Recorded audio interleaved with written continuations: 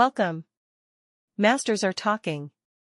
Subscribe. All right, deep divers. Let's dive right in, shall we? This one's all about Wu Wei. Always a fascinating topic. Yeah, and you know me, I love a good challenge, and these sources are pretty diverse. Oh, sounds intriguing. What have we got? We've got some personal reflections from a Fred Best, some classic Tao Te Ching and Chuang Tzu. Nice. Always a good foundation. And, get this, quotes from Martin Luther King Jr. Wow. That's an interesting mix. I'm curious to see how those connect. Me too. It's like ancient wisdom meets modern social activism, all tied together by this idea of Wu Wei. Wu Wei. It's one of those concepts that's often misunderstood, right? Yeah, I feel like when most people hear Wu Wei, they think doing nothing, like just being lazy. Right. But it's so much deeper than that. The literal translation is closer to non-doing, but even that doesn't quite capture the essence. So how would you explain it? What does Wu Wei actually mean? It's about effortless action, aligning yourself with the natural flow of the universe, achieving maximum effect with minimal effort. Imagine a river carving its path. It doesn't force its way through a mountain. It yields, adapts. Exactly. And yet, it ultimately reshapes the entire landscape. That's Wu Wei. Wow, that's a really powerful image. I can see how that applies to so many things, even something like, say, leadership. Absolutely. A leader who embodies Wu Wei doesn't try to control every situation. They empower others. They trust the process. Or teaching. Yeah. A good teacher doesn't force-feed information, but guides students to discover it for themselves. Right. And that brings us to a crucial aspect of Wu Wei.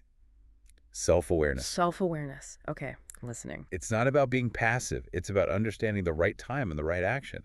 Like that story in the Chuang Tzu where Yan Hui wants to help that tyrannical leader. Oh, yeah, Yan Hui's all fired up, ready to use all his knowledge to fix everything. And his teacher's like, hold on, have you even mastered yourself before trying to master others? It's such a good story. It highlights that true effectiveness comes from inner alignment, not from imposing our will on the world.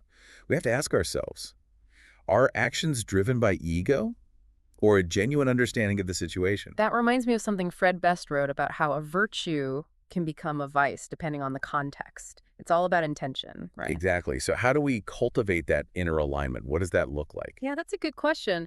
It sounds kind of mystical, but is there a practical way to approach this? It ties into a lot of Taoist practices, cultivating stillness through meditation, for example. Oh, okay. Yeah, that makes sense. Meditation helps us detach from those ego-driven desires. Observing nature teaches us about cycles and rhythms. Even something as simple as paying attention to your breath can bring you back to the present moment. So it's about getting in tune with that natural flow, like the river, not fighting against it, but working with it. Precisely. And that requires a certain fluidity, adaptability.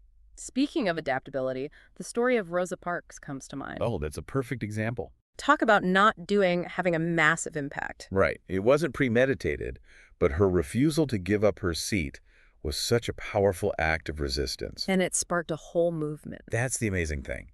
A seemingly small act, but timed perfectly and fueled by deep conviction, created a ripple effect that led to real change. It's incredible. It makes you wonder, though, how does Wu Wei apply to situations where action seems necessary? I mean, not giving up your seat is powerful, but so was the Montgomery bus boycott that followed.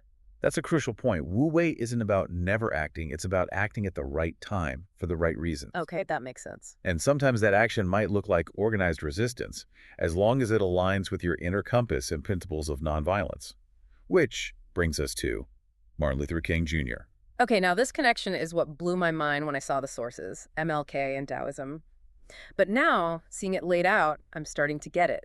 It is surprising, isn't it? But when you delve deeper, those parallels are striking. MLK's approach to nonviolent resistance and social change. It aligns remarkably well with the principles of Wu Wei. What stood out to you from the quotes? Well, one that really struck me was MLK talks about persuasion. He says, "We will try to persuade with our words, but if our words fail, we will try to persuade with our acts." That, to me, feels very Wu Wei. It is intentional action, but rooted in understanding, self-reflection. It's not just blindly rushing into things. Exactly. And speaking of understanding, remember that quote where he talks about the importance of seeing things from the other side's perspective? From his view, he says, We may indeed see the basic weaknesses of our own condition, and if we are mature, we may learn and grow and profit from the wisdom of the brothers who are called the opposition. Whoa, it's like something straight out of the Tao Te Ching. Right. Instead of seeing the other side as the enemy, he's encouraging us to see them as a source of learning, of growth. It completely shifts the dynamic. It takes the conflict out of it. So how do we cultivate that kind of resilience, especially in times of conflict? Is kindness the key? That's a great question, and a perfect segue into Fred Best's reflection on practicing Wu Wei through acts of kindness. Okay, before we get into that, we've covered a lot already, from rivers carving mountains to Rosa Parks' quiet defiance. What's resonating with you so far? What has you thinking, I never thought of it that way before? Kindness, yeah. It's a powerful concept, isn't it? Fred Best suggesting practicing Wu Wei through acts of kindness, especially in those tough times. Yeah, it's like, we've been talking about this nonviolent resistance, but now it's like flipping it around, not just not doing the harmful stuff, but actively doing something good, even when things are tough. Exactly. Approaching those situations with kindness. It opens up space for dialogue, for connection, and that allows us to maybe, break down barriers, explore that possibility of transformation. Okay, so how does that actually work, though? Like, it's easy to talk about being kind, but how do we make it, a real force for change? Well, let's think back to the Montgomery bus boycott. It wasn't just Rosa Parks and her act of resistance. Right. It was that collective kindness, that solidarity of the Black community, choosing to walk, carpool, support each other. Right. It was a statement, for sure. Incredible resilience. Yeah. Compassion. Yeah, you're right. It wasn't just about what they were against. It was about what they were for. They were for justice, for equality. And they expressed that through these acts of kindness, of community support. Exactly. And it's so important to remember, we've said it, but Wu Wei isn't about being passive.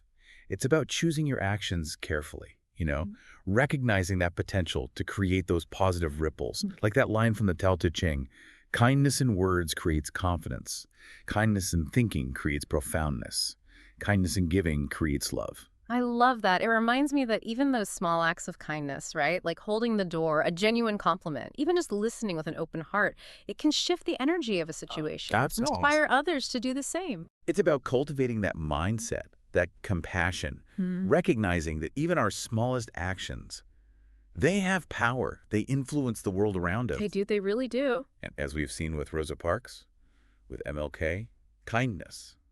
It can be a radical act. It can be. It can be a force for change that goes way beyond our immediate circle. So how can our listener put this into practice? Where do they start applying these principles of Wu Wei and kindness, like in their own life? What does that look like day to day? It goes back to self-awareness, right? Taking that moment to really check in with yourself. Look at your motivations, your reactions.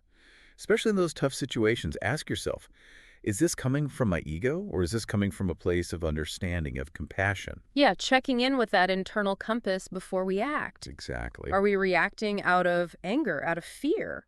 Or are we responding from that place of, centeredness and clarity? Yeah. And then from there, it's about being present, paying attention to the flow of life, noticing those opportunities for action, and noticing those moments where inaction might actually be more powerful. Oh, that's a good point. Sometimes the kindest thing you can do is just listen, offer support, create space for someone to process their emotions. I'm thinking about all those times where I'm tempted to just jump in and fix things for someone, right? But maybe what they really need is just a listening ear, a compassionate presence. Exactly. And kindness doesn't have to be this grand gesture. It can be offering a genuine smile, a word of encouragement, a helping hand, just little things. Just being there. Yeah. So it's really about cultivating that awareness of the interconnectedness of, everything.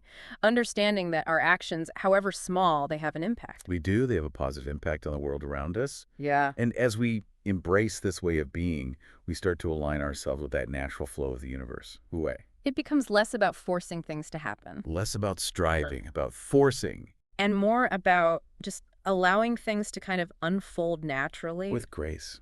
With ease. I'm really starting to get this now. It's not just about doing nothing. It's about cultivating a way of being that's aligned with kindness, with compassion, with this deep understanding of the interconnectedness of everything. That's beautifully put. And as we're wrapping up this deep dive into Wu Wei, I want to leave our listener with a final thought, something to ponder. A final thought to ponder, okay?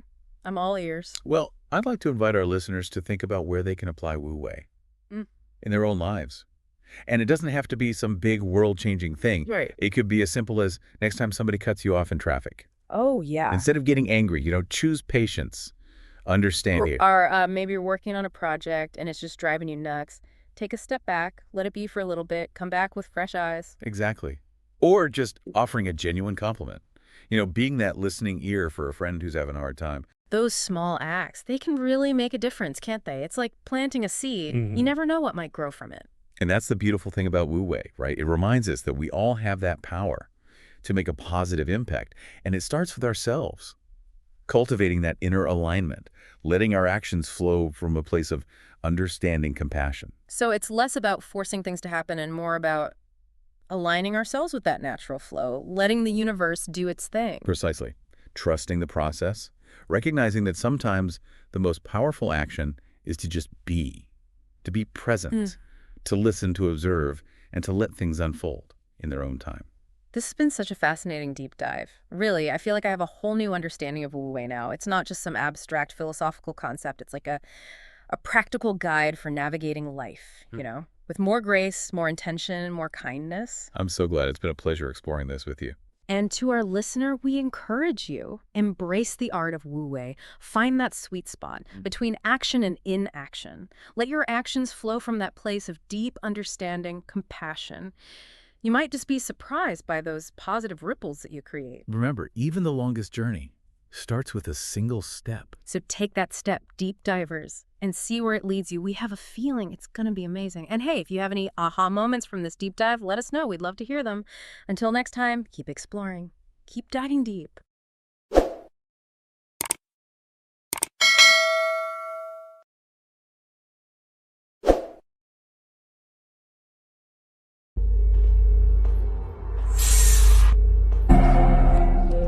Eyes anoint you starlight，相爱的真的。